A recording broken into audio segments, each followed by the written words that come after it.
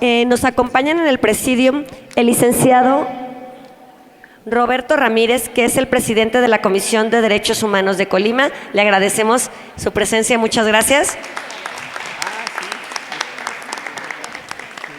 La doctora Carla Alejandra Obregón Avelar, que es presidenta de la Comisión de Derechos Humanos del Estado de Durango, le agradecemos mucho. El licenciado Efraín Alcalá Chávez, quien es titular de la Unidad de Vinculación y representa al titular de la Procuraduría de Derechos Humanos. La maestra Luz del Carmen Godínez González, presidenta de la Comisión Estatal de Derechos Humanos de Jalisco. Y el doctor Marco Antonio Tinoco Álvarez, presidente de la Comisión Estatal de los Derechos Humanos de Michoacán. Lo acompañan también, pues, ya estaba en el presidium el presidente de la Comisión de Nayarit y de la Comisión de Morelos. Ellos desde su día a día van a compartir con nosotros lo que es la defensa constitucional y le cedemos la palabra por orden alfabético de los estados al presidente de Colima, por favor, para que nos dé su mensaje.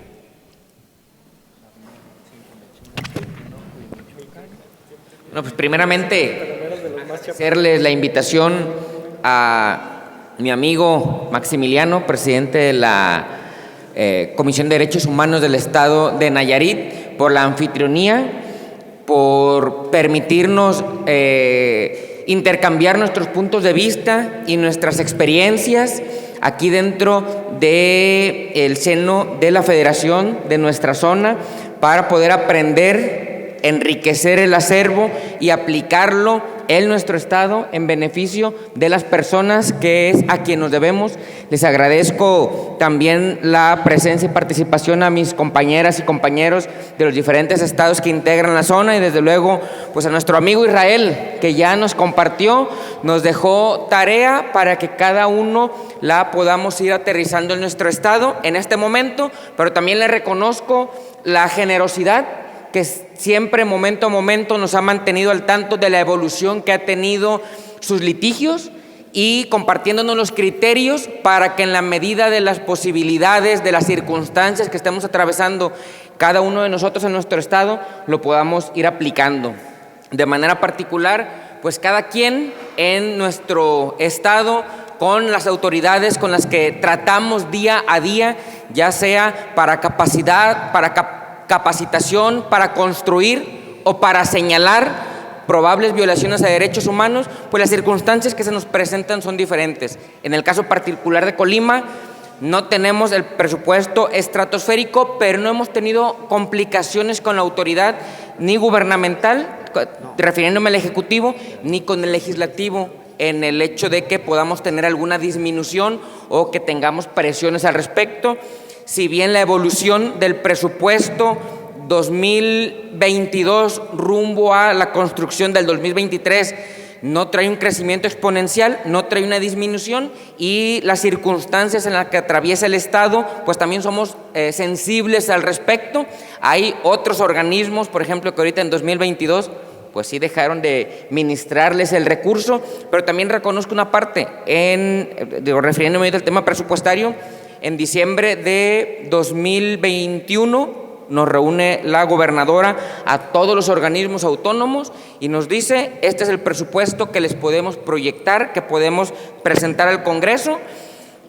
Con el gobernador, con el exgobernador se dio un caso muy lamentable y particular. Desde julio dejaron de ministrarse los recursos a todos los órganos autónomos y dejó de pagarse el salario de todos los trabajadores que dependían del Poder Ejecutivo. Entonces la situación fue complicada, no se pagó el salario julio, agosto, septiembre, octubre y noviembre. La realidad, pues las personas estaban atravesando por una situación verdaderamente complicada.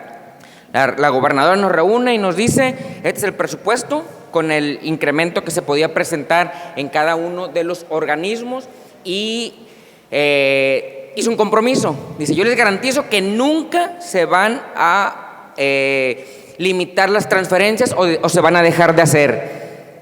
Hasta el día de hoy no lo ha cumplido, pero también nos dijo: no va a haber ningún incremento presupuestal para que cada quien haga sus ajustes necesarios, porque así como les garantizo que no va a haber ninguna omisión en las transferencias. También les garantizo que no va a haber ningún acuerdo extraordinario como en otros tiempos se venían haciendo y que desde luego violentan las leyes presupuestarias y de contabilidad gubernamental.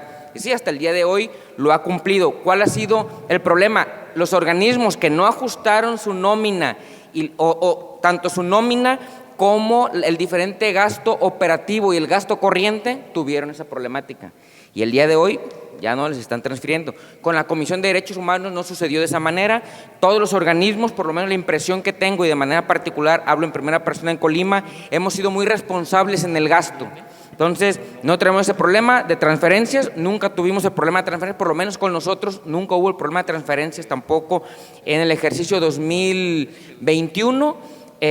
Por lo que les comento que somos sensibles, la situación financiera del Estado es complicada, nuestro presupuesto sí va a tener el incremento mínimo, pero no hay riesgo de decremento y no nos encontramos en esta situación. En lo que sí nos hemos encontrado es en defender con amor y compasión, pero sobre todo sin miedo, la autonomía de nuestras acciones y de nuestras decisiones al momento de hacer los señalamientos de la autoridad, porque nuestra función como Comisión de Derechos Humanos, y no que suene a lema de campaña, sino en realidad el ejercicio de la función, pues es estar del lado de la gente. Y eso nos implica a veces a señalar donde le duele a la autoridad, porque sienten la exhibición, porque si bien nuestras recomendaciones son no vinculatorias, el día de hoy una violación a derechos humanos, pues sí genera responsabilidades. Y el servidor público le puede generar alguna responsabilidad administrativa, alguna responsabilidad posiblemente civil y desde luego en algunos casos alguna responsabilidad penal, porque algunas violaciones a derechos humanos desde luego que configuran algún tipo de delito. Entonces es importante que todas y todos siempre lo tengamos presente y es un hincapié que hago con las autoridades, el que actuemos. Y no voy a señalar administraciones anteriores en el caso de Colima, pero desde el momento en que asumimos la responsabilidad nosotros, pues lo dijimos claro, que no nos iba a temblar la mano para hacer los señalamientos, que no nos iba a temblar la mano para emitir las recomendaciones, pero también para construir junto con la autoridad. Y en la medida que hemos emitido recomendaciones, observaciones y señalamientos, a veces a las autoridades que se consideran intocables, hemos logrado que diferentes dependencias busquen ahora la consulta. Antes de emitir una acción o una decisión, consultan con derechos humanos si es correcta o no es correcta. Y esto es construcción de gobernanza, y esto es construcción de democracia, que trabajemos juntos de la mano. En la medida en la que les hemos emitido las recomendaciones a las diferentes instituciones, desde luego que han mejorado sus procesos, han mejorado sus procedimientos, pero principalmente el trato digno que le brindan a cada una de las personas a las que estamos obligados a prestar los servicios como servidores públicos. Entonces, yo estoy convencido que en la medida en la que actuamos con mayor firmeza y seguridad, también sensibilizamos al servidor público, pero de la misma forma también al ciudadano en el conocimiento de sus derechos humanos, pero también en asumir obligaciones o deberes y reconocimiento de los mismos límites de los derechos humanos, ¿no? Que todos lo tenemos presente. El límite son respetar los derechos de terceras personas. Cuando los ciudadanos también comenzamos a tener presente ese límite, construimos en conjunto con los diferentes niveles de gobierno, desde sus respectivas competencias, la promoción, la difusión, la protección y la defensa de los mismos. En lo particular, en Colima nos topamos y nos hemos topado con ese escenario, el defender la autonomía a plenitud en los hechos, desde el hacer valer toda la legislación que faculta a nuestros funcionarios para realizar su trabajo, desde las inspecciones sin que te limiten el acceso a las oficinas, a los archivos, a los documentos. En el caso de Colima, como todas las demás comisiones, nuestra ley orgánica databa de 1992, arcaica. En 2011, pues fue la gran reforma en derechos humanos y era obligatorio armonizar la legislación. ¿Por qué? Porque al final de cuentas también somos servidores públicos y nos sujetamos a lo que nos marca todo el espectro normativo que gira en torno a las comisiones de derechos humanos. Hubo un buen puente de comunicación con el Congreso del Estado, con algunas organizaciones y asociaciones, con un público en general que se sumó a la construcción de la nueva legislación de la Comisión de Derechos Humanos y logramos abrogar la ley y tener nuestra nueva ley de 2021, al día de hoy considero que la más armonizada del país y desde luego no descubrimos el hilo negro, nos fortalecimos mucho en la Comisión de la Ciudad de México que siempre ha estado a la vanguardia y la presidenta de la Ciudad de México, la doctora Nacheli Ramírez, nos dio el acompañamiento y pudimos armonizar la legislación y nuestro reglamento interno también es nueva legislación que data de 2022, quien nos da muchas herramientas para que el ejercicio de todos los servidores públicos de la Comisión de Derechos Humanos pueda ser más efectivo, esté garantizada la protección, pero sobre todo que podamos cumplir con el principio de máxima protección de las personas. Y entre ellos tenemos acceso irrestricto a todas las oficinas, dependencias, archivos, documentos, todo lo que requeramos para proteger y garantizar los derechos humanos de todas las personas. ¿Le ha costado trabajo a la autoridad asumirlo? Sí, le ha costado trabajo, pero nuestra responsabilidad es mantenernos firmes, incluso a veces hasta en riesgo de amedrentamiento de funcionarios. Y para no alargarme mucho, porque las experiencias de mis compañeros son igual o más importantes y trascendentes, cierro nada más con una experiencia que tuvimos en días pasados, por lo que decía de amedrentamientos. Cuando una autoridad te requiere información, pues cumplimos y la remitimos como cualquier otra dependencia. En días pasados nos requiere la Fiscalía Especial Anticorrupción un documento, una información, la remitimos y a mi notificador lo tenían casi detenido, no lo dejaban irse, al notificador.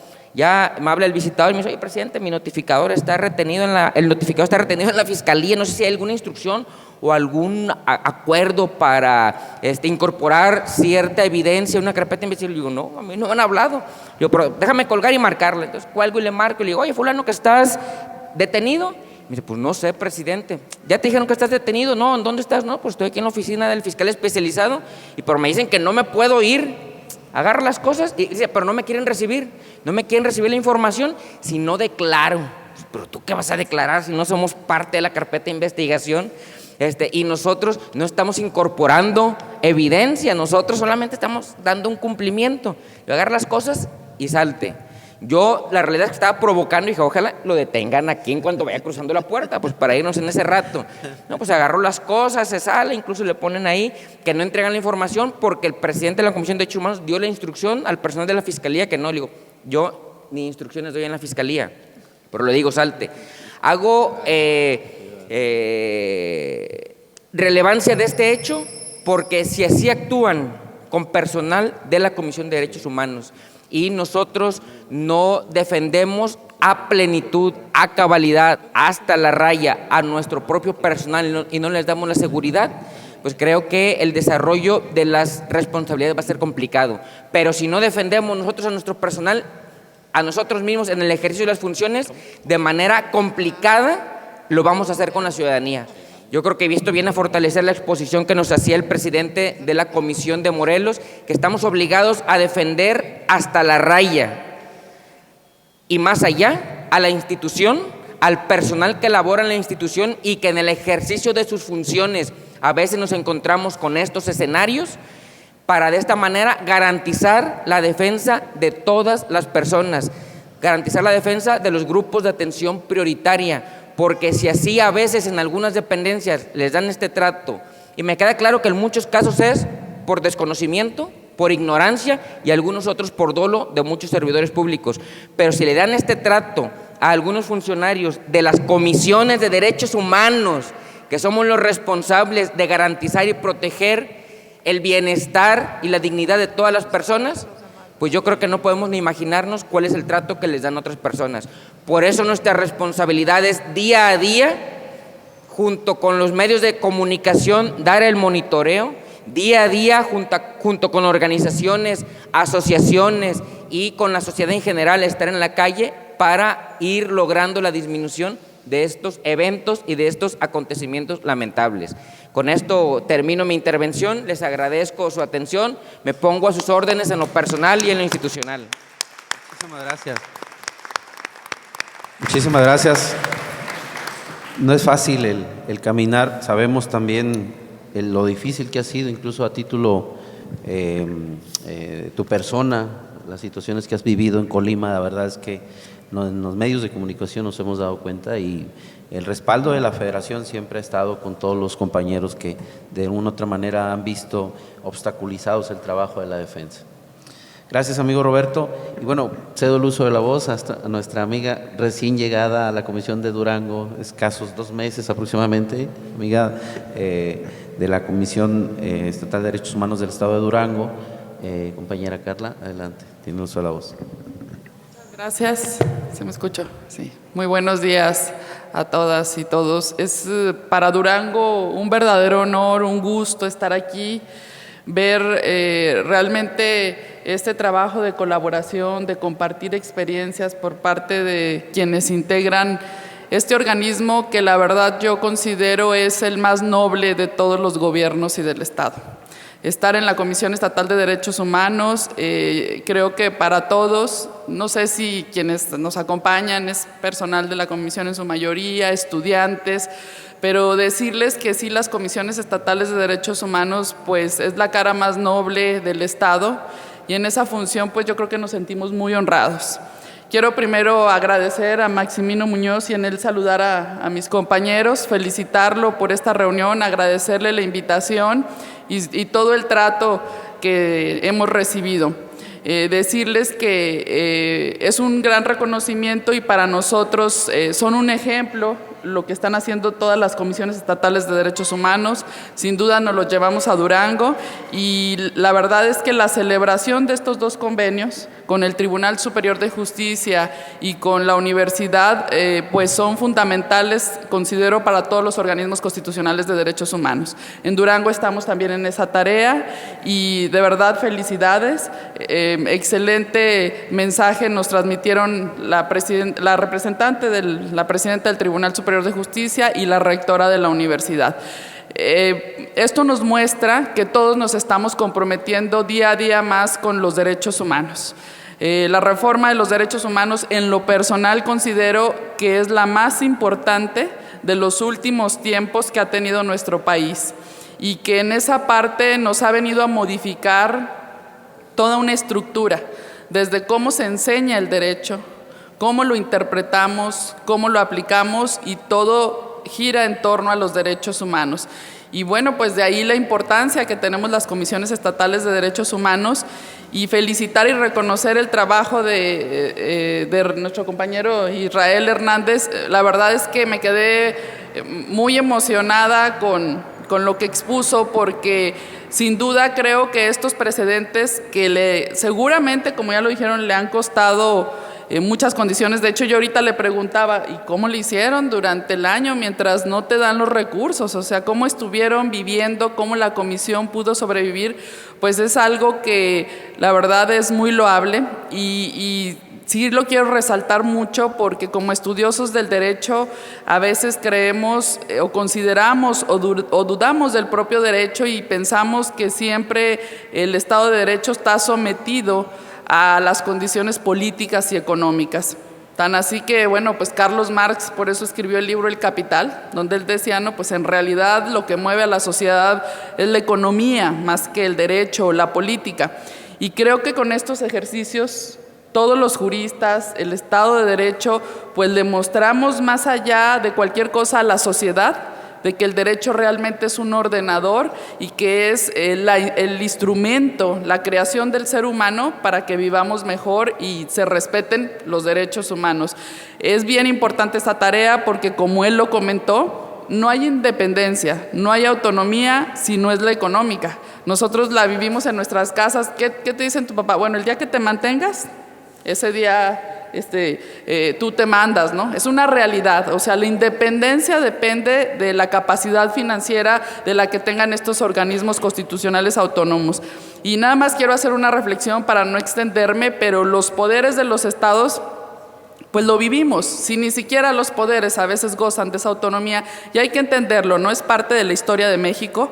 Venimos de un sistema presidencial, que incluso se le dice presidencialismo.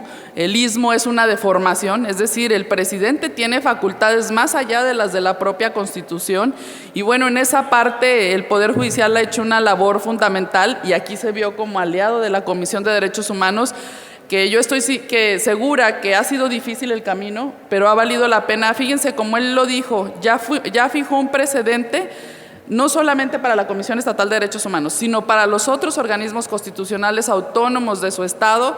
Para nosotros, decirles que en Durango, efectivamente, gracias a este apoyo, mi antecesor promovió esta acción de inconstitucionalidad, ahí está el resultado. Y bueno, platicábamos ahorita y le digo, sí dijo el Congreso, efectivamente, el Ejecutivo no lo puede disminuir, pero yo sí tengo facultades, y no respetó el presupuesto de la Comisión. Vamos a platicarlo, vamos a analizarlo, y creo que ese es el gran reto, porque los organismos constitucionales autónomos, el amparo, los mecanismos de garantía, que muy bien nos explicó la diferencia el maestro Raúl. O sea, una cosa son las garantías y los derechos humanos, y esos mecanismos han crecido en México, y todavía la sociedad mexicana creo que le debemos, por lo que acaba de decir. Solamente para la ciudadanía existe el amparo, y bueno, las acciones y las controversias tienen sus candados, pero bueno, vamos avanzando en esta parte, y creo que aunque tenemos procedimientos no jurisdiccionales, en la medida en que la propia sociedad esté comprometida con nosotros, con los organismos constitucionales autónomos, con las comisiones de derechos humanos, pues vamos a avanzar en esta fase de los derechos humanos. Verdaderamente para mí es un gusto, un honor estar aquí, que estemos unidos, que compartamos experiencias, y les decía, pues tengo recientes 2 meses, estoy a sus órdenes en Durango, y creo que unidos podemos hacer más, apoyarnos, y sobre todo desde esta perspectiva de que el derecho realmente sea ese instrumento para lo que fue creado, y que, como bien lo dijiste, en todos lados están los derechos humanos, aunque no los veamos de manera expresa, sí están implícitos, y que la sociedad sepa que esa es la función del Estado, y que si hay retos financieros, sin duda sí deben de priorizarse aquello que es importante, y es precisamente los derechos humanos, porque es lo que nos va a permitir que en lo individual, en lo colectivo y en lo social podamos vivir todos mejor. Soy una convencida de que el éxito de la paz está en conocer y respetar los derechos humanos, y esa es una tarea de todos, y nosotros tenemos una tarea muy particular y especial. Muchas gracias. Gracias. Muchísimas gracias, estimada presidenta.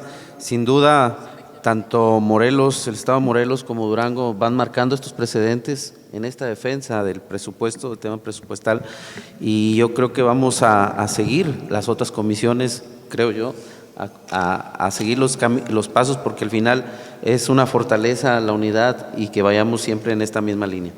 Bueno, a continuación, si me lo permites, estimado Israel, cedo el uso de la voz a la licenciada Luz del Carmen González para que nos exponga también parte del trabajo, y también recién llegada a la Comisión del Estado de Jalisco, nuestro estado vecino y hermano, y bueno, cedo el uso de la voz para compartir la experiencia. Muchísimas gracias a todas y a todos. Muchas gracias, presidente, por la invitación. Agradezco también la invitación y el poder estar compartiendo con mis homólogos de diferentes estados aquí esta experiencia en torno a la defensa constitucional de los organismos autónomos que tenemos como comisiones estatales de derechos humanos. Primeramente, como bien dice el presidente Max, tengo 2 meses y cachito de estar al frente de la Comisión Estatal de los Derechos Humanos en el estado de Jalisco. Ha sido un reto muy importante, porque creo y considero que, al igual que mis compañeras y compañeros que están aquí, estamos viviendo un momento histórico difícil respecto, en el estado de Jalisco, por ejemplo, les puedo compartir, hace 30 años en enero se instalaron las comisiones estatales de derechos humanos. Una realidad de estado que vivíamos, que afortunadamente no es la misma que tenemos en la actualidad. Al momento de llegar, nosotros como equipo a la comisión realizamos un diagnóstico tanto en las áreas administrativas como entre las áreas de defensa y nos encontrábamos esa realidad.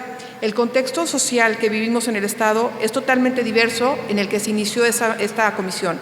No hubo un avance real en torno a la dinámica social y a la misma realidad de la Comisión Estatal de Derechos Humanos, por lo menos en el Estado de Jalisco. Tristemente, los modelos de atención quedaron rebasados, no teníamos o no tenemos esa capacidad de respuesta para poder brindar a las víctimas o a las personas que han sido vulneradas de un derecho esa prontitud en la restitución de sus derechos vulnerados.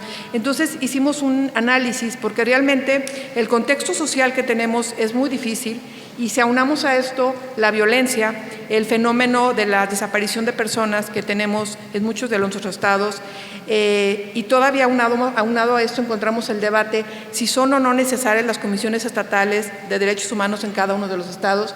Se nos ha cuestionado en algunas ocasiones si estas comisiones no pudieran actuar en cada una de las dependencias que ya existen en las secretarías de Estado, porque se ve como si fuera a las que tienen poco o mucho presupuesto, que nunca va a ser suficiente, esa responsabilidad o si la pudieran asumir otras secretarías de Estado. Ante esto, nosotros en nuestro panorama quisimos actualizar un modelo en las áreas de defensa. Estamos trabajando y en enero estaremos invitándolos para que lo conozcan, un modelo de reingeniería en donde queremos profesionalizar, por ejemplo, cada una de las visitadurías que existen en esta comisión. Nosotros actualmente contamos con 4 visitadurías muy focalizadas, pero encontramos también una realidad. Los visitadores tenían quejas que trabajaban de manera transversal o que todos y ninguno las traían. Entonces esto nos llegaba a que las quejas duraban demasiado tiempo en los procesos, a las personas no se les daban garantías ni evidencias reales de lo que estaba pasando con sus quejas y quizás al momento de darles una solución, quizás una recomendación, una conciliación, la realidad de vida de las personas era totalmente diferente a la que solicitaban al ingresar una queja.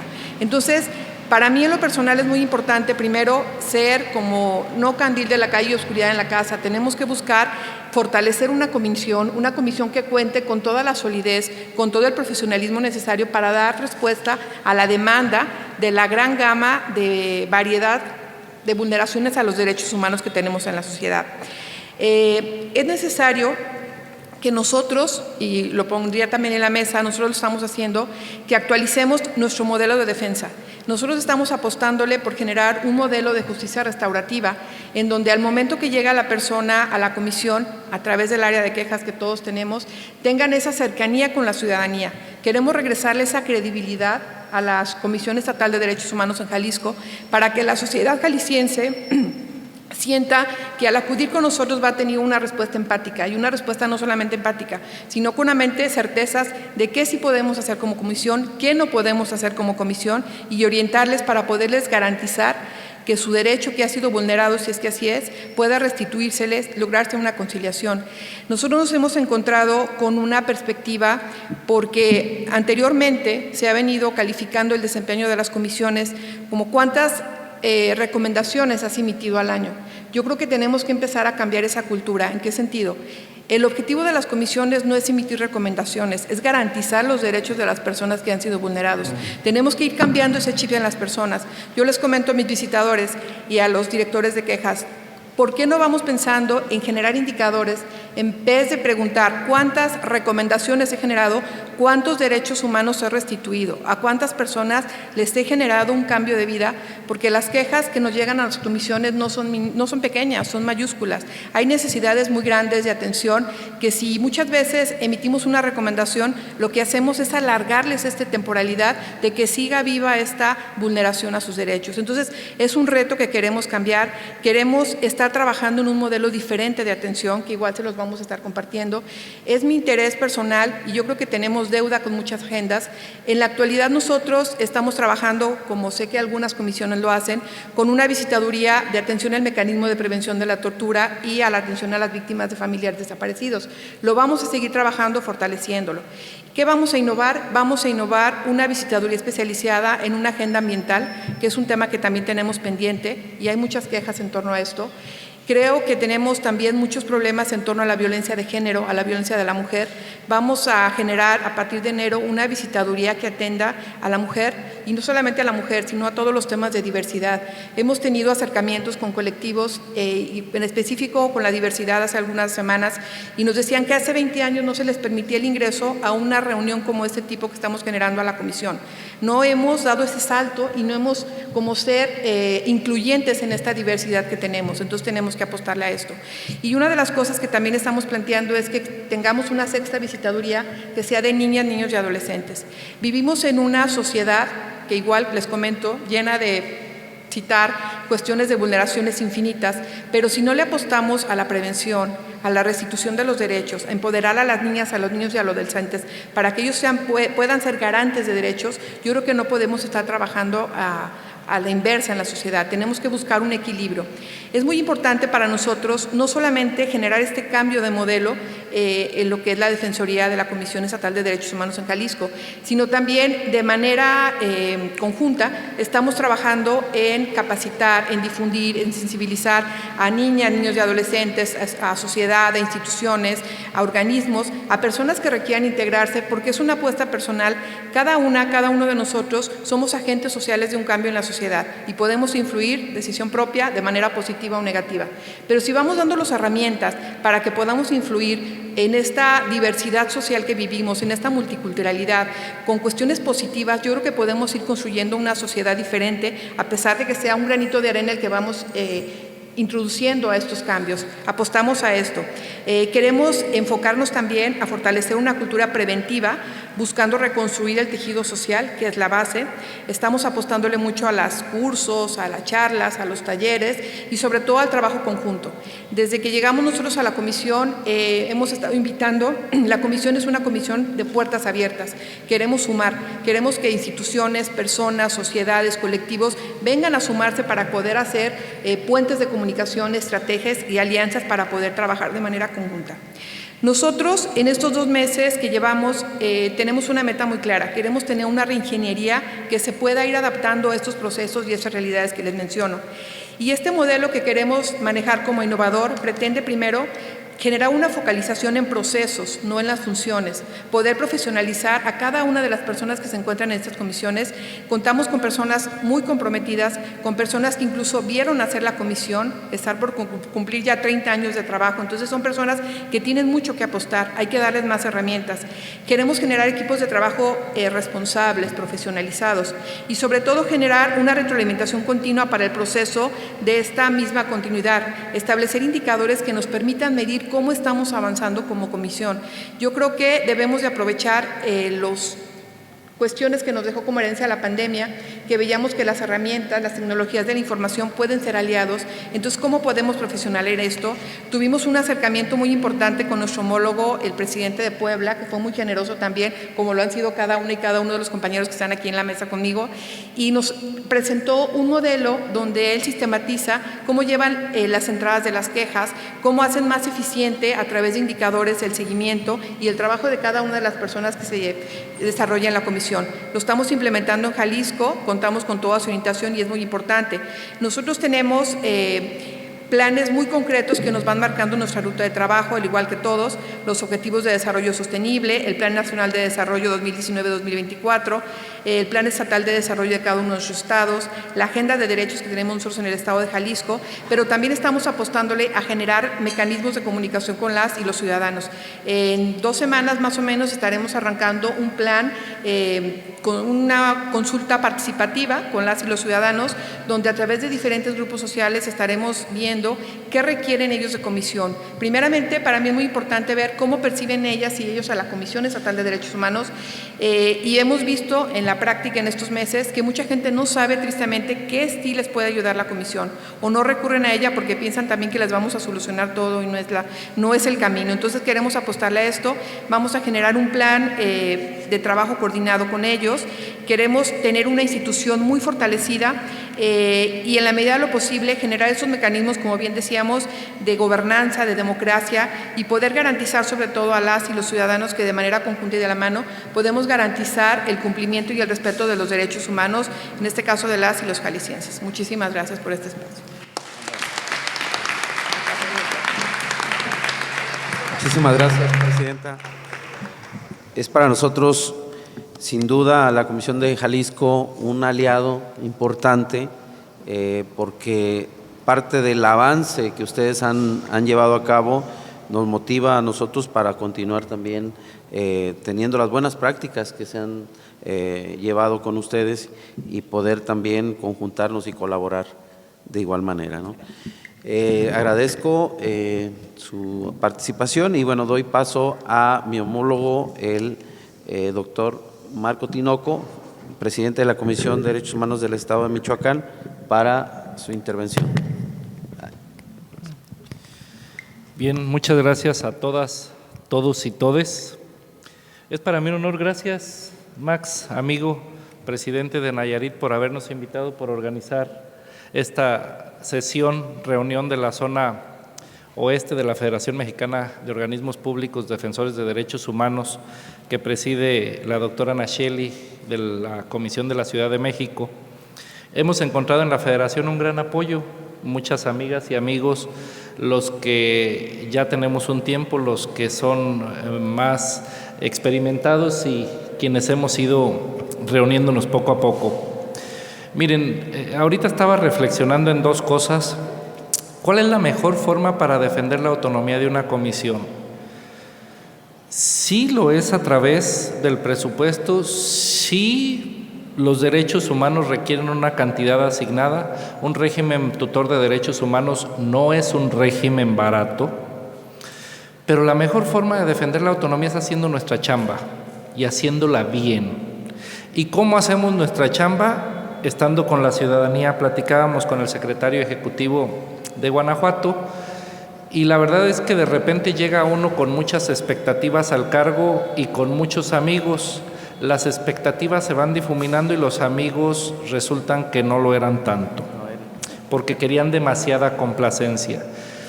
Y la sociedad es muy dinámica y requiere cada vez más, entonces aunque nosotros corramos atrás de la sociedad, nunca nos alcanza. No alcanza el presupuesto, no alcanzan las personas, ni nosotros los titulares a digerir técnicamente cómo la sociedad necesita cada uno de los derechos. Y eso me lleva a comentar algo muy importante. En el caso de Michoacán o de otros estados convulsionados por los grupos de civiles armados, hay quienes le llama delincuencia, pero para mí la delincuencia tiene que estar en la cárcel, no en la calle, y menos con armas. Entonces son grupos de civiles armados como cualquier otro grupo de civil que tiene armas. En los grupos de civiles armados que se dedican a actividades ilícitas en cuya parte el Estado no ha funcionado porque no los tiene tras las rejas, limitan mucho las acciones de protección de derechos humanos, porque hay tres grandes derechos que son transversales: seguridad pública, salud y educación. Sin estos tres grandes derechos, todos los demás derechos se ven afectados, porque a mayor evolución en educación, mayor cantidad de progresividad de derechos, a mayor cantidad en nivel de salubridad general, mayor progresividad en los derechos. Y seguridad pública pues nos da paz social. Ojalá no tuviéramos ni tribunales ni comisiones, porque eso sería vivir en una sociedad ideal. No necesitaríamos de un tercero para dirimir conflictos, ni facilitador en medios alternos y justicia restaurativa, ni nosotros dictando recomendaciones. ¿Qué hemos hecho en el caso de Michoacán?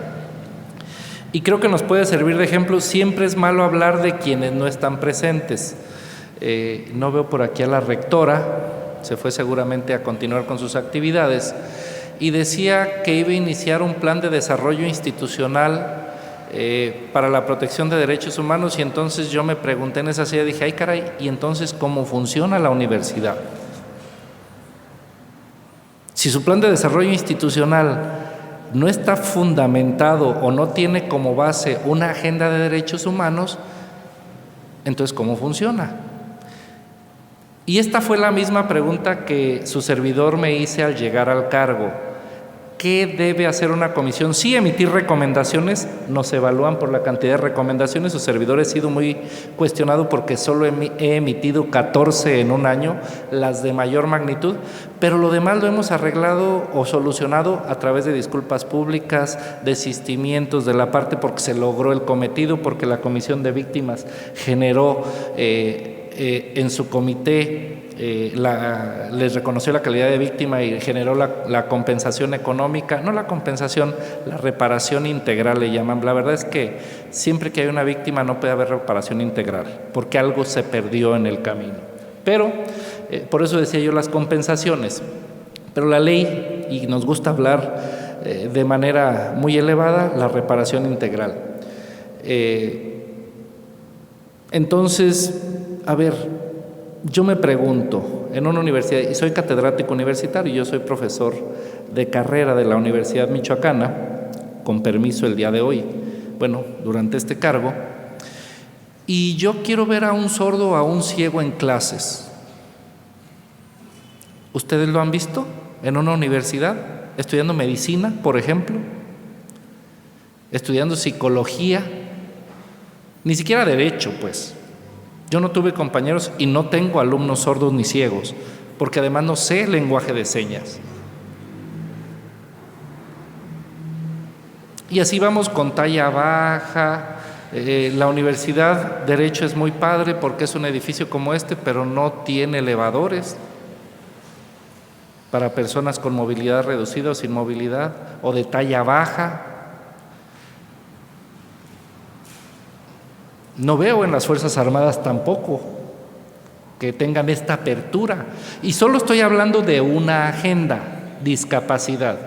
Quieren que le movamos a comunidades indígenas, tribales y afrodescendientes y nos vamos a ir a lo mismo, ¿no? Yo me topé con yo le preguntaba a nuestro amigo Max cómo le hacía, porque lo maneja muy bien, para entrar a las comunidades de origen, a los pueblos de origen, porque llegué a una comunidad y les dije, bueno, muy feliz el primer mes, la verdad es que ya me hice para atrás, feliz el primer mes y les dije, hombre, vamos a abrir una visitaduría auxiliar aquí. Y estaban varias comunidades y dijeron, sí, cada quien queremos la nuestra. Les dije, oigan, pero son purépechas, pues dijo, no, porque cada quien somos purépechas, pero cada uno tenemos nuestras costumbres. En cada comunidad. Y les dije, ¿cómo pago? Dijo, ese será tu problema. Nosotros aquí queremos uno en cada una. Y al lado estaba un compañero náhuatl, y al otro lado estaba un otomí, y al otro lado estaba un pirinda, y dijeron, si vas con ellos, también con nosotros. Y empecé a hacer cuentas y no me salieron las cuentas. Entonces aquella felicidad aquella risa se me convirtió en llanto. Es decir, y estoy hablando de una sola agenda, comunidades de origen y afrodescendientes. Y así me voy a salud, a procuración y administración de justicia, justicia de paz, a cada una de estas agendas de la Agenda 2030 y los 17 Objetivos de Desarrollo Sostenible. Nuestra actividad no es fácil. Entonces nosotros lo que le hemos apostado y lo hemos aprendido en conjunto con todas las y los compañeros, funcionamos en 4 grandes ejes, las defensorías de los derechos humanos hoy: gobernanza, cultura, defensa y fortalecimiento institucional. Y en el centro tenemos redes, tecnologías de la información, pues. Nosotros en Michoacán le hemos apostado mucho a la gobernanza. Nos hemos dado cuenta que las y los presidentes municipales y las instituciones, universidades, organismos públicos, no violan derechos humanos porque quieren. En el 90% de los casos es porque no saben qué hacer. Y entonces hemos construido 13 agendas de esos 17 Objetivos de Desarrollo Sostenible, y en esas agendas le decimos qué y en qué tiempo y cuánto cuesta hacer cada cosa. Semáforos inteligentes, rampas, elevadores, banquitos para personas de talla pequeña, braille, y así nos vamos cosa a cosa, ¿no? Digo, y la intención es que en 2030 tengamos una sociedad de accesibilidad plena. Pero ¿cómo puedo hacer que un piloto de helicóptero o de avión sea ciego o que un ciego acceda a ese cargo? Es la gran interrogante. O cómo una persona con déficit de inteligencia, que esto es discriminatorio lo que estoy diciendo, puede ser neurólogo.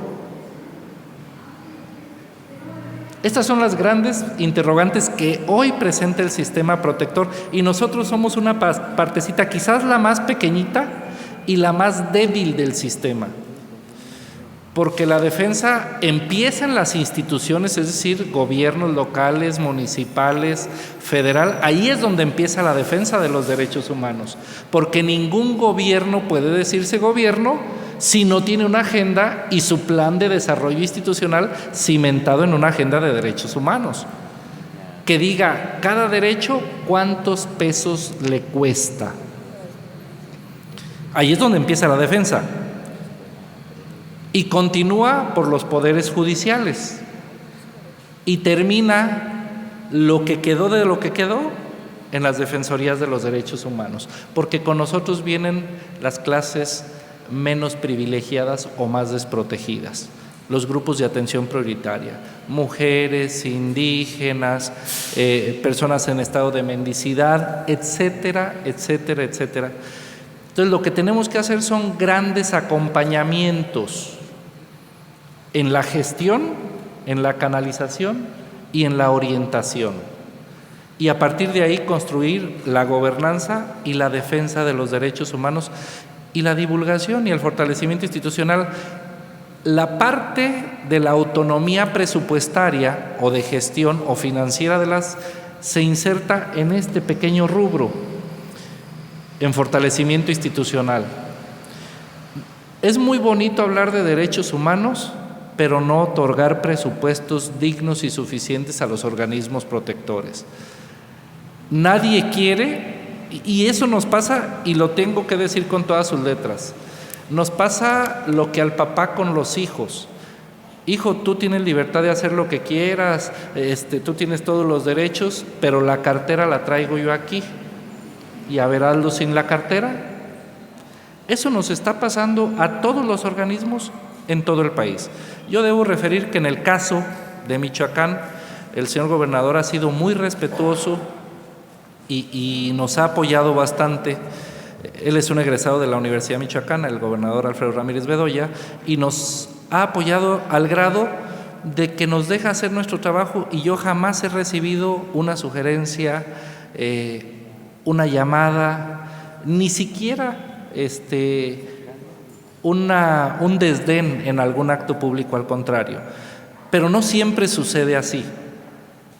Y no todas las personas tienen esta altura de miras, sobre todo los entes de seguridad pública y de salud, que son los más socorridos en nuestras quejas, y donde creo que nos falta avanzar a los organismos en generar grandes mesas de reparación de fallos estructurales o sistémicos.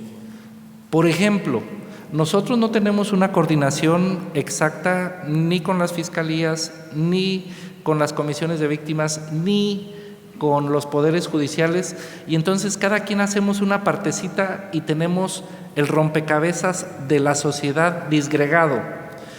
Nos falta saber en qué nos debemos vincular y coordinar y transferir información y sentarnos en una mesa para decir, estos son los grandes huecos, ¿no?, que tiene la sociedad. Y desde esa mesa generar mesas de largo aliento, porque los diputados hacen una cosa, nosotros hacemos otra, los de otros, porque pensamos diferente a la sociedad, y sentar a la sociedad y caminar en los próximos 10 años en la construcción de grandes acuerdos. Eso es lo que nos falta, y probablemente nosotros tengamos que ser el pivote y tomar eso como defensores de derechos humanos, porque todo sucede a la vista y no lo vemos.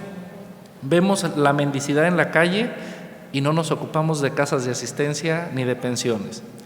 Vemos, en el caso de nuestra ciudad, Rastros y centros de atención animal. Morelia tiene un problema grave, casi 14,000 animales en situación de calle. Imagínense la cantidad de excrementos y de orina como problema de salud pública. Entonces, pero no solo Morelia, es todo el país. Y nos estamos acostumbrando a verlos, todos, en todo el país. No los visibilizamos. Entonces, necesitamos generar estas grandes mesas de construcción para la reparación de los fallos estructurales o sistémicos que tiene el Estado mexicano.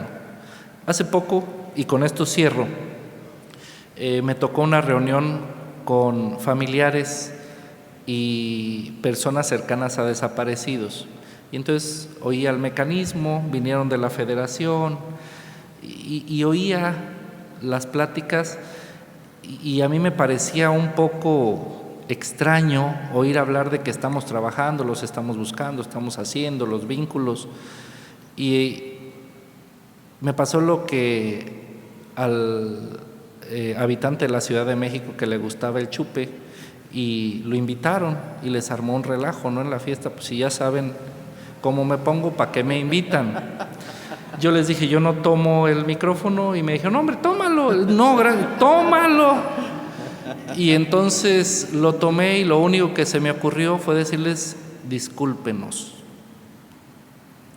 porque su familiar nunca debió haber desaparecido y porque el Estado mexicano debe ofrecerle una disculpa porque usted no debe estar gastando de su dinero, no debe venir a vender 10 bolsas de aguacates que no tiene para hacer algo que debería hacer el Estado mexicano.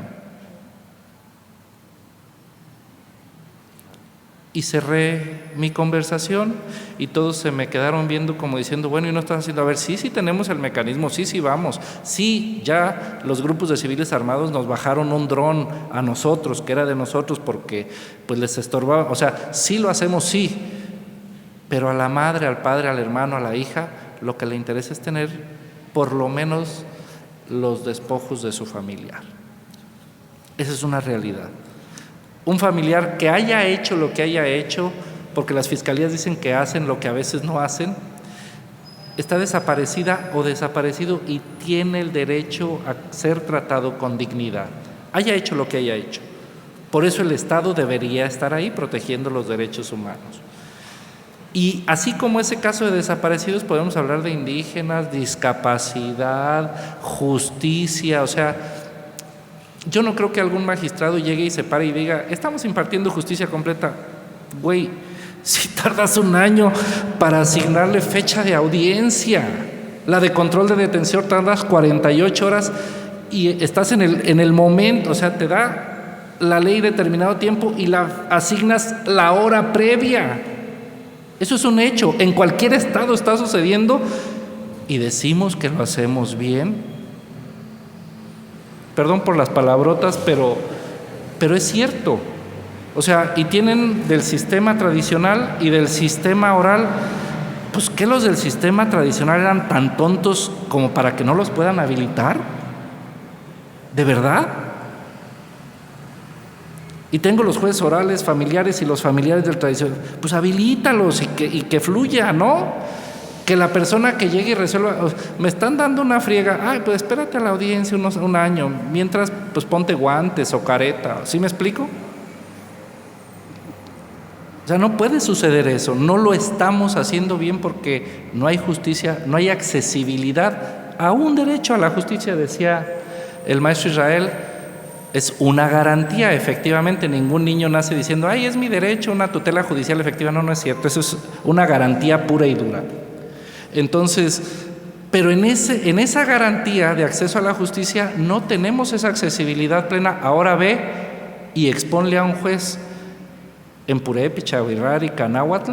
Sí, güey, ¿cómo no?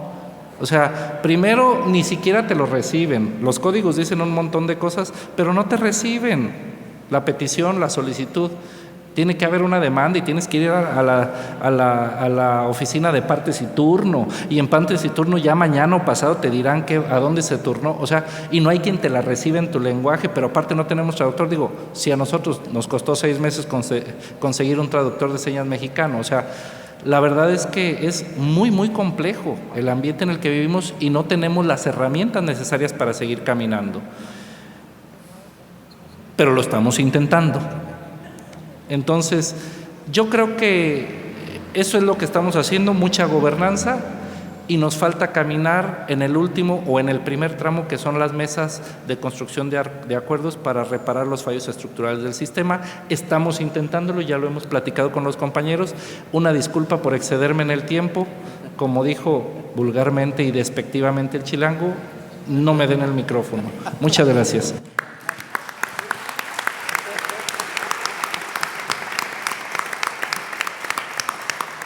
Muchísimas gracias, amigo Marco. Yo creo que este es el foro ideal para dar el micrófono precisamente. En ese sentido, creo que estamos escuchando una gran participación de experiencias desde los contextos de cada comisión, y de verdad nos estamos enriqueciendo mucho de todo lo que han tenido que pasar o han pasado para seguir construyendo las bases para el acceso y el respeto pleno a los derechos humanos. Mi estimado amigo Efraín Alcalá, agradezco tu presencia. Sé que vienes en representación de nuestro gran amigo, el procurador Vicente. Creo que sin duda la experiencia la tienes, durante muchos años nos conocemos, y creo que conoces también el pulso de los derechos humanos en el estado de Guanajuato. Cedo el uso de la voz, amigo. Gracias, presidente. Agradecerte por tu anfitrionía, por todas las atenciones, como siempre. Cada que venimos al estado de Nayarit, muy contentos por ser recibidos por ti y todo tu equipo de trabajo, profesionales muy atentos, muy cálidos. Muchas gracias, presidente. Y pues bueno, les externo el saludo de nuestro Procurador de Derechos Humanos, a las presidentas y presidentes de las comisiones estatales de aquí de la zona y al presidente de la Comisión de Morelos, del Procurador de Derechos Humanos, quien por una cuestión de agenda y de atención a víctimas en Guanajuato, pues tuvo que quedarse allá atendiendo estos temas.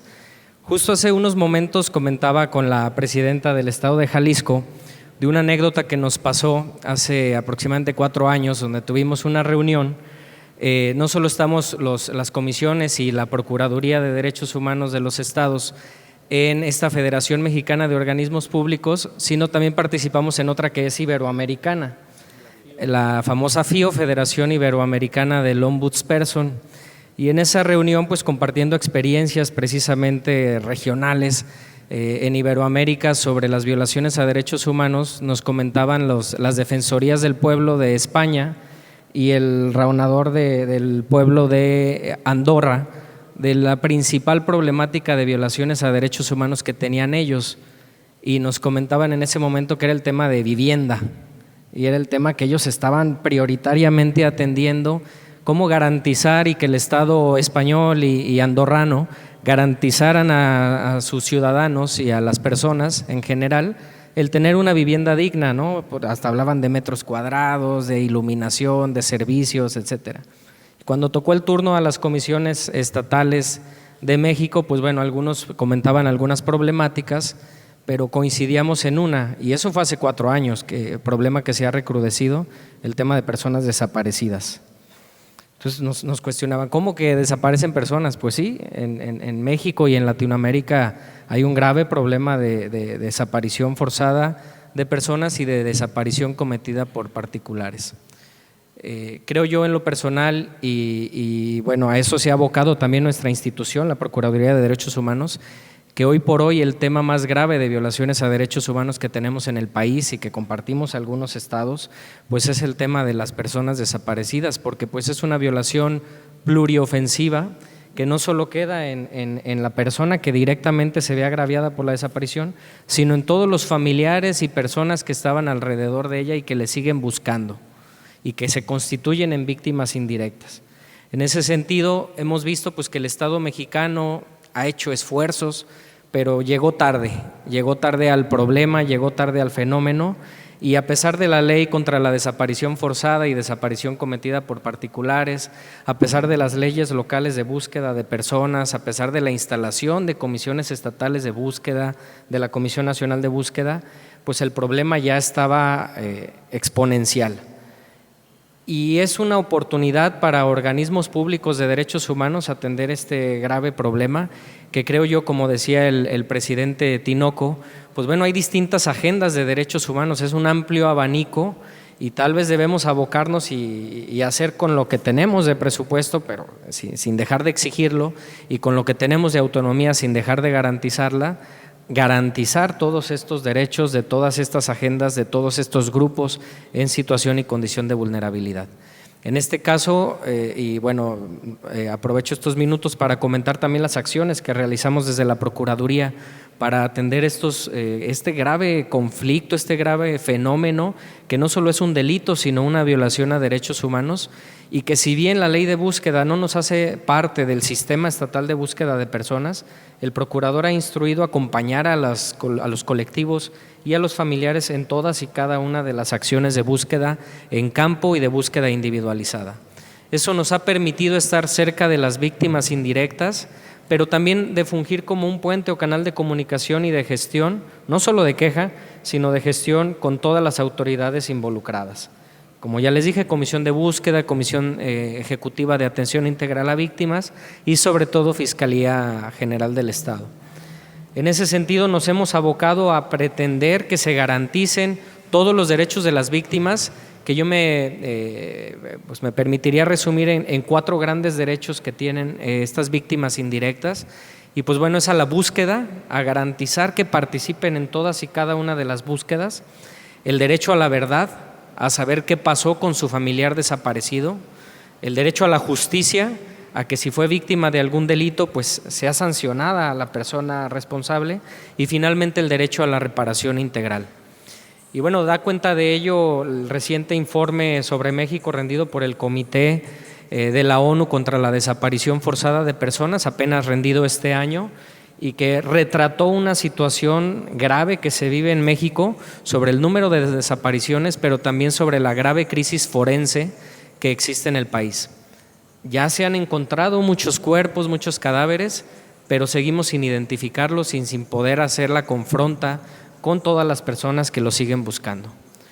Y creo que como comisiones estatales de derechos humanos tenemos esa gran deuda aún con todas las víctimas indirectas y directas de este fenómeno y de este delito, y que pues no podemos descansar en conjunto con las autoridades hasta que les encontremos a todas las personas, porque además es un problema que no es solo en el momento en que desapareció, sino que se prolonga y perpetúa a lo largo del tiempo hasta en tanto sepamos qué pasó con esa persona. Y creo que no podemos descansar hasta en tanto logremos encontrarles a todas y cada una de las personas. De mi parte sería todo. De nueva cuenta agradezco mucho la anfitrionía, presidente Maximino, por todas las atenciones y facilidades para este conversatorio. Ojalá que los trabajos sigan siendo como hasta el momento un éxito de este congreso y de la próxima asamblea de la zona. Muchas gracias.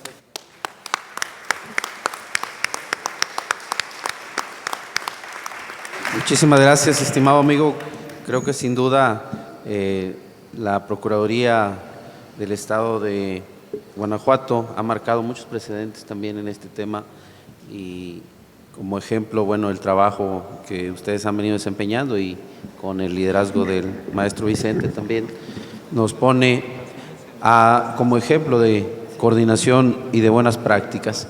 A continuación voy a ceder el uso de la voz para una opinión final, quizás para que cierre con broche de oro nuestro amigo ponente. Sin embargo, yo me quedaría con una pregunta que quería hacerte, porque escuchamos muy atentamente la ponencia, tomamos nota, pero una de mis dudas o de mis preguntas es acerca de las repercusiones en materia política que tuviste que enfrentar al momento de buscar la defensa de la autonomía, al momento de enfrentarte a todas estas trabas. Sabemos que no fue fácil, porque tu estado, que es muy hermoso, tengo el gusto de conocerlo, pues actualmente sufre de muchas convulsiones en temas políticos, sociales, y creo que en gran medida en el tema de la gobernabilidad pues implica e impacta mucho el que en un estado tan convulsionado se pueda hacer valer este derecho de la defensa de la autonomía. Entonces cerraremos contigo, amigo, y bueno, si puedes contestar un poco esa pregunta, y bueno, te dejo el micrófono. Gracias.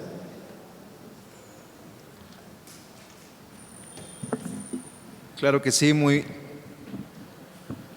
distinguido nuevamente por estar al frente con mis colegas de las comisiones de derechos humanos de esta zona, para ya no cansarlos por todo lo que hemos venido comentando, es mucha información.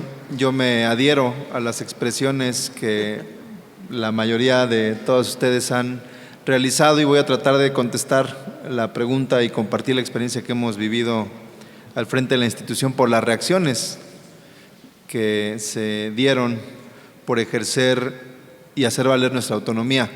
Y en esto quiero retomar las palabras que decía Marco de Michoacán, porque lo dice con mucho atino. La defensa de la autonomía financiera es solo una parte de en lo que verdaderamente consiste un órgano con esta condición, con la condición de autonomía.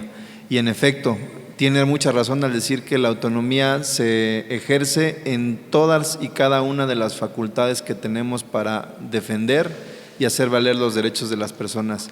Se ejerce la autonomía y eso genera confianza en la sociedad para acercarse a nuestros servicios. Por ejemplo, cuando le entramos a los temas legislativos que muchas veces se evaden en la comunidad política, como por ejemplo el caso de la despenalización del aborto y el garantizarlo de manera legal y segura. En los estados como en el mío, en donde no se han hecho las adecuaciones, pues le hemos entrado al tema, de violencia política en contra de las mujeres, violencia vicaria, los temas que tienen que ver con la violencia obstétrica también. Muchas de estas situaciones que pues, generan como también ya se dijo, pues tocan callos, ¿no? Pisamos callos y muchos intereses incluso económicos, ¿verdad?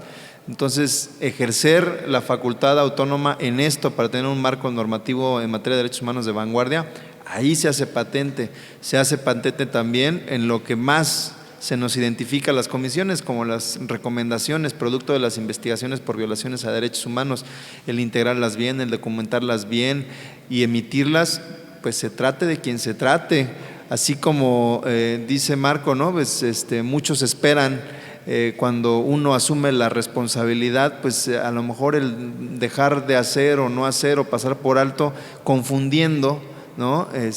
Pues en esto que yo llamo una inmadurez política, ¿no? Porque fortalece más hacer nuestro trabajo y generamos todos confianza en la sociedad para pues, que se sigan acercando a nosotros.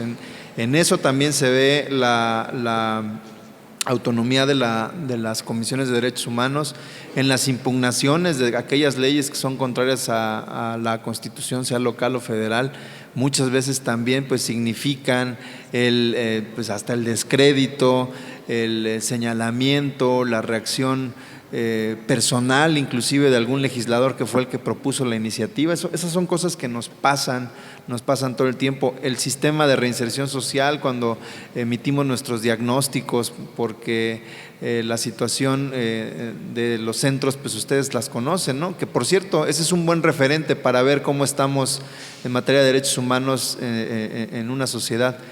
Se dice, ¿no?, que si quieres saber el nivel de respeto y cumplimiento de los derechos en una sociedad, pues basta con voltear a ver cómo se vive en los penales. Y ya con eso te das una idea, son un gran reflejo de la sociedad misma, ¿no? Entonces, cuando uno ejerciendo su autonomía,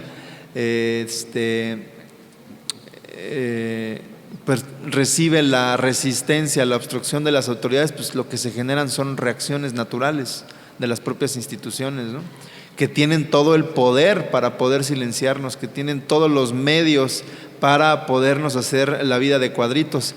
Y con este antecedente, pues contesto a la pregunta, ejerciendo la autonomía en todas estas facultades que tenemos como comisiones de derechos humanos, en un gobierno como el de Morelos, en donde hay una inmadurez política muy clara, he tenido que enfrentar pues una persecución política que afortunadamente ya los tribunales de amparo han resuelto. Yo les quiero decir que gracias al Poder Judicial de la Federación, yo pude seguir al frente de la institución, de la Comisión de Derechos Humanos, y también retener los derechos que tengo como notario público con licencia por el tiempo que estoy al frente de la institución. Es gracias al Poder Judicial, a 2 juicios de amparo, que pudimos frenar esta persecución derivada de muchas cosas en conjunto. Uno, que por primera vez se echó abajo un presupuesto de un gobierno, ¿no? Que fue de lo que me ocupé en la primera oportunidad de hablar con ustedes. Después, por investigar, documentar y acreditar un caso de abuso policial en contra de 13 adolescentes en un albergue a cargo del Estado, bajo la responsabilidad pues de la esposa del gobernador, pero que tiene también a todo una estructura administrativa que tiene que dar razón de lo que pasó ese día, ¿no? En donde fue incluso un asunto que tuvo cobertura nacional, porque este abuso policial se dio para retomar el control. Imagínense ustedes, retomar el control de un albergue. O sea, imagínense ustedes cómo está el sistema del desarrollo integral de la familia si suceden estas cosas, ¿no? Hubo ahí una manifestación de adolescentes que se salió de control y bueno, para retomar ese control fue implementado un operativo policial y a nosotros se nos obstruyó el poder apersonarnos, poder ingresar y certificar lo que estaba pasando, hasta que pasaron 40 minutos, tiempo en el que se cometieron abusos. Inclusive circularon fotografías en donde aparecen los muchachos hincados, descalzos, con el dorso descubierto, con las manos atadas detrás de ellos, mirando hacia una pared y con la fuerza del Estado detrás de ellos, ¿no? Imagínense, estamos hablando de gente que ya de por sí es víctima de la sociedad, de la marginación, de la pobreza, de la drogadicción, del abandono, y todavía llegan a estos centros que, lejos de cumplir su función, incurren en este tipo de prácticas, ¿no? Ese asunto pues me generó mucha incomodidad. Las iniciativas que hemos planteado, particularmente la que tiene que ver para garantizar el aborto legal y seguro en un gobierno cuyo partido político es ultraconservador, imagínense ustedes, por haber emitido una recomendación al obispo de Cuernavaca, que declaró en una homilía que la pandemia era un castigo de Dios por la homosexualidad y el aborto. Emitimos una recomendación, recibí 20,000 correos de hostigamiento en el fin de semana siguiente, no 200 ni 2,000, 20,000 correos de hostigamiento. Cuando hemos emitido diagnósticos por las condiciones que prevalecen en los centros de reinserción social, la complicidad, la corrupción, las omisiones de las autoridades, las masacres que han habido en mi estado, pues por no cumplir con la función de reinserción social. Y así les puedo seguir contando una serie de casos que han sido el resultado de lo que, insisto, se ha dicho en esta mesa de manera muy consistente, por ejercer la autonomía, por hacer funcionar o pretender hacer funcionar una institución que está para la gente, que si bien estamos dentro o tenemos una previsión o una idea de que somos autoridad, lo cierto es que somos una institución autónoma y ciudadana. Nosotros estamos siempre del lado de la gente, no de la autoridad.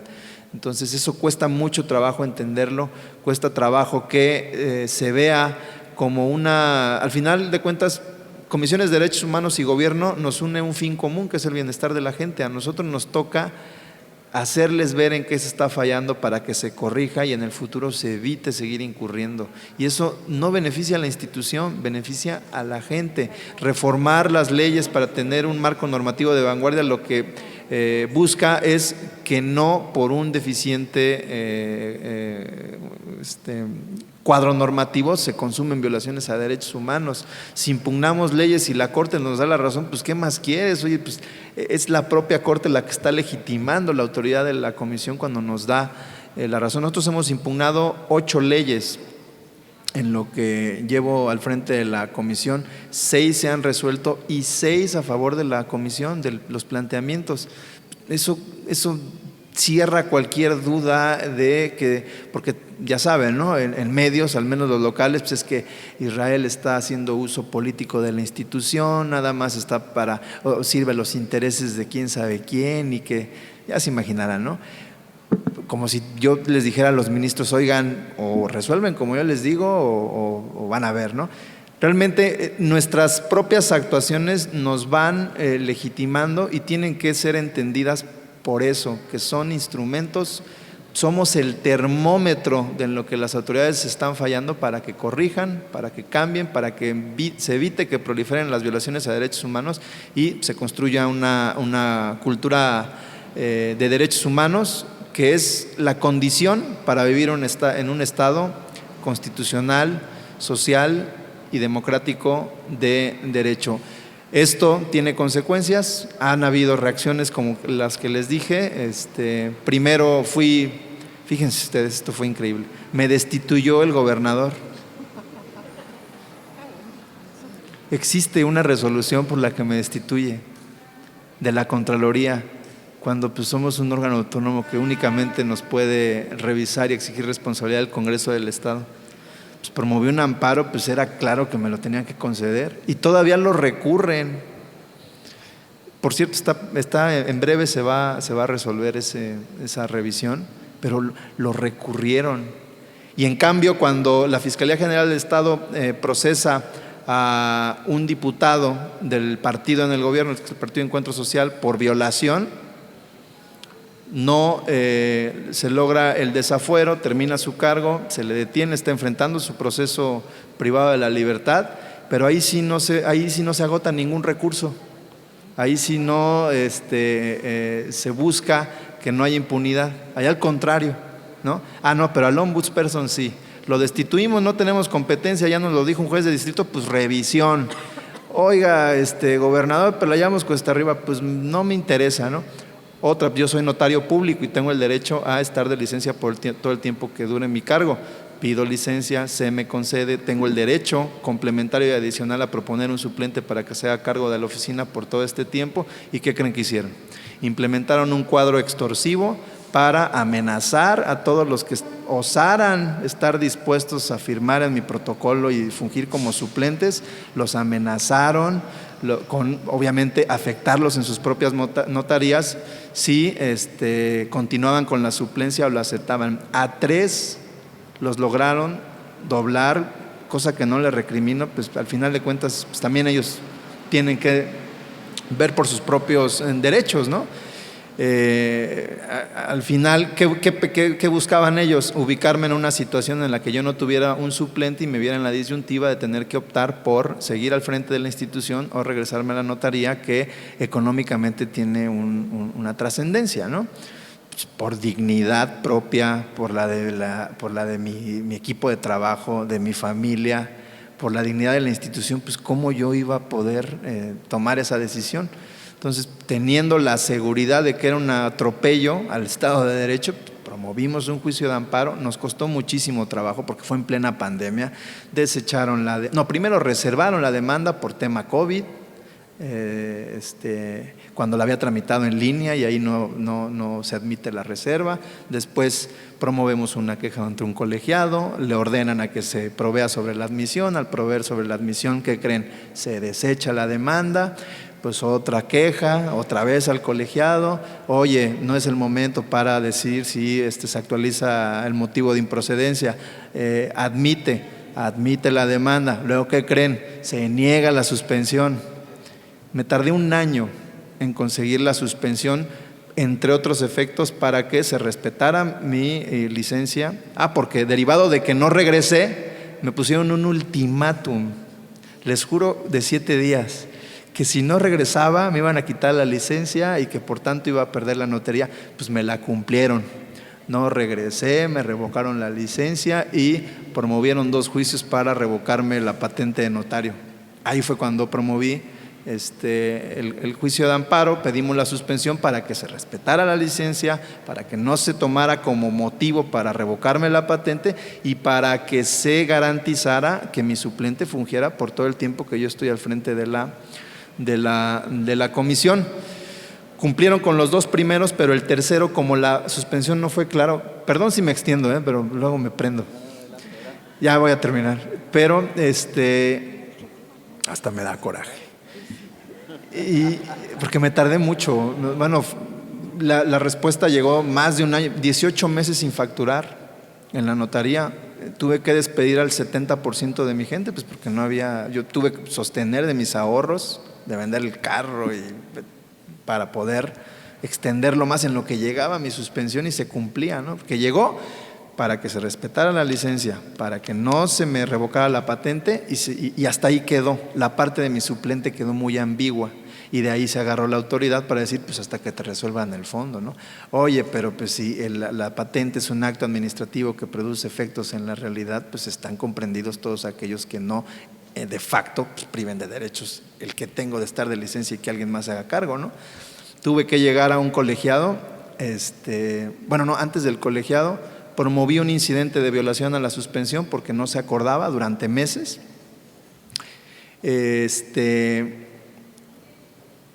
Y cuando se resuelve el incidente de violación a la suspensión me dicen, pues es que no está dentro de los derechos comprendidos de la suspensión. Imagínense, me iba a aventar otros 3 años. Igual, no, pues mejor la cierro, ¿no? Mejor renuncio a la notaría. Sí, no, porque a la comisión definitivamente tomé la decisión de hasta donde llegara iba a seguir. Así perdiera mi patrimonio, no me importaba. Se los juro. Se resuelve infundado el incidente de violación a la suspensión, promuevo un recurso en el colegiado y ahí sí debo de reconocer que el colegiado que por antecedente había conocido de todo lo demás, ya eran 4 o 5 recursos, se aventó una resolución impecable y al final de cuentas les dijo, claro que hay violación a la suspensión, es fundado el recurso y esto, ¿qué creen? ¿Qué constituye? Un delito. El secretario de gobierno, el gobernador y el director jurídico cometieron un delito ya establecido en esa resolución que llegó, se publicó el día de mi cumpleaños, por cierto, el 5 de septiembre pasado, ya se presentó esto, estoy valorando si promuevo mi denuncia ante la Fiscalía General de la República con la posibilidad de que puedan imponérseles penas de prisión de 3 a 12 años, algo tan grave como eso, ¿no? Pero es gracias al Poder Judicial. Las decisiones me han costado, me han pesado, no han sido fáciles, pero cada que tengo oportunidad de compartir, cierro diciendo que de ninguna, absolutamente de ninguna, me arrepiento. La verdad es que es muy satisfactorio que hoy por hoy sigamos al frente, gracias sí al Poder Judicial, pero con la convicción de estar en la tarea de la defensa de los derechos humanos, porque es algo que no le hicieron a Israel Hernández. O sea, el motivo fue personal, sí. Es algo que le hicieron al titular de un órgano autónomo.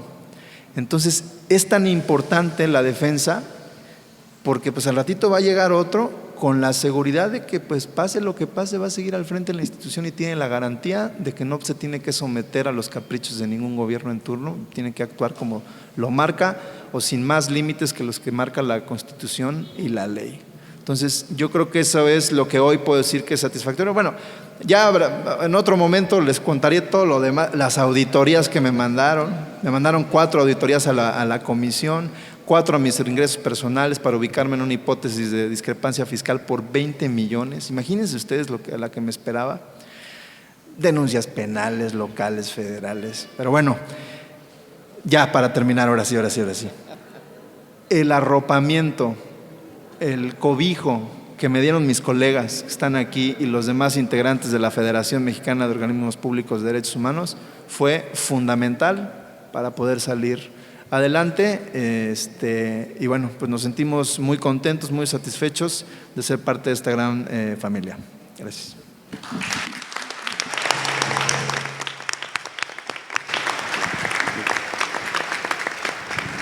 Muchísimas gracias, estimado amigo. Quise hacer esta pregunta precisamente para que nos digas las consecuencias que podemos sufrir quienes nos animamos a defender la autonomía de los órganos autónomos. Pues sin duda tu ejemplo, amigo, es muy motivante, no solo para los que somos titulares de las comisiones de derechos humanos, sino para que mis homólogos, mis compañeros, mis conocidos también puedan conocer el trabajo tuyo que has desempeñado con mucho éxito. Y voy a agregar algo que a lo mejor no lo dijiste, pero yo sí lo voy a decir, porque yo lo sé.